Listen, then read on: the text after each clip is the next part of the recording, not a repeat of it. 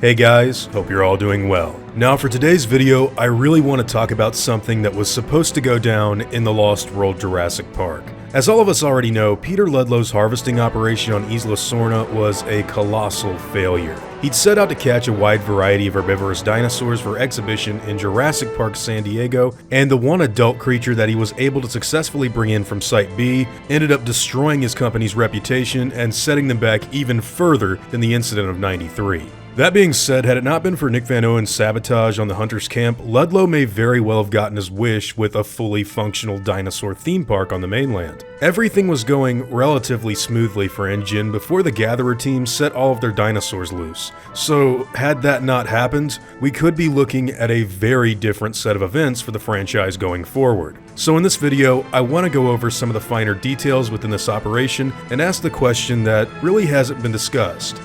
What if the InGen Hunters were successful in the Lost World?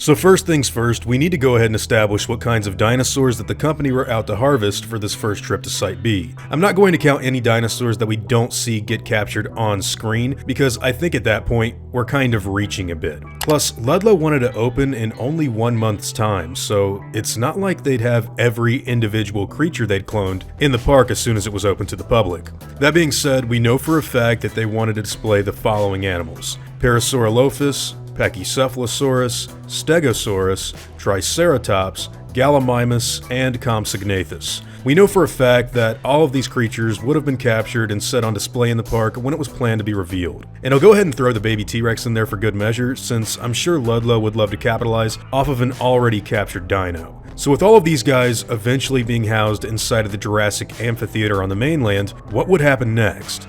Well, honestly, I see no evidence that would suggest that a breakout or single animal getting loose would be on the horizon anytime soon. With Jurassic Park, we knew that Dodson had already infiltrated the company by bribing Nedry to steal embryos, and that park also had a wide variety of issues and errors that were pretty serious as well. Jurassic Park was bound to have some hiccups in its system, and of course it eventually did, and that eventually caused the whole thing to go to hell. But we don't really have too much information on any sort of similar mistakes being a part of the San Diego resort. In fact, I actually think that the park would go on and be quite successful for a good number of years before anything serious may have happened to it. With John Hammond's death being recorded as taking place shortly after the events of the second movie, I think the reality is that Hammond would probably be the one to pass away before anything bad happened in San Diego. Of course, eventually, something has to happen. These are dinosaurs that are being kept in the mainland after all. The lawsuits would get pretty serious when one of these things got loose, and if we look at Jurassic Past, it's just gonna happen.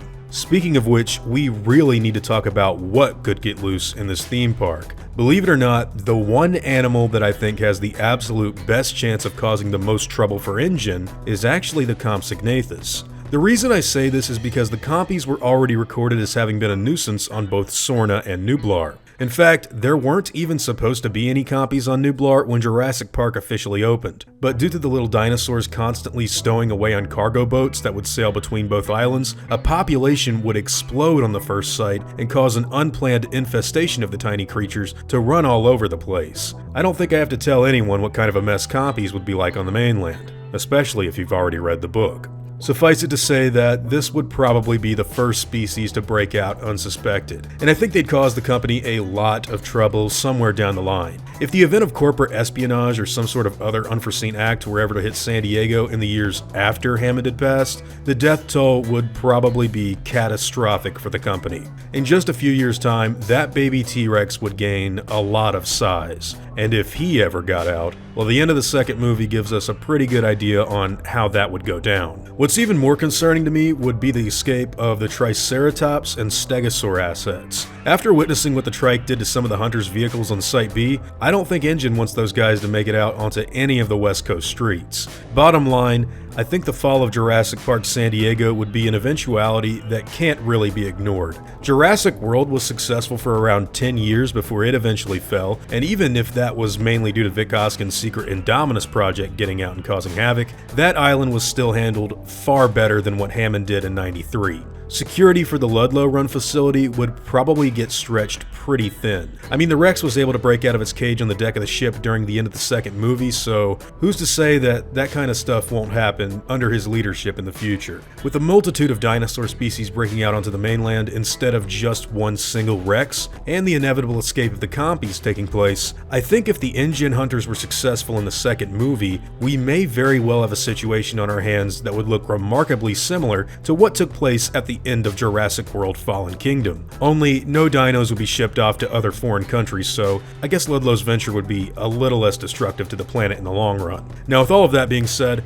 I'd love to know what all of you guys think about this idea. What kind of events do you think would have played out if the Hunters were successful? Had Nick Van Owen never screwed up their plans? What would happen to Jurassic Park San Diego? This is a question that I haven't seen asked before, so I wanted to give my thoughts and pass it on to all of you guys. Whatever your own personal opinions and theories may be on the subject, I'd love to hear them in the comments down below. Now, before I go, I want to thank all of my game wardens, as well as all of my InGen executives. I'd also like to thank all of my park workers and InGen Hunters as well. Just the fact that you guys watch these videos and support my content means the world to me, and I want to make sure that all of you never forget that. Now, I'd like to thank everyone for taking the time to watch today's video, and hope that you all had fun. I'll see you all in the next one, guys, and as always, take it easy.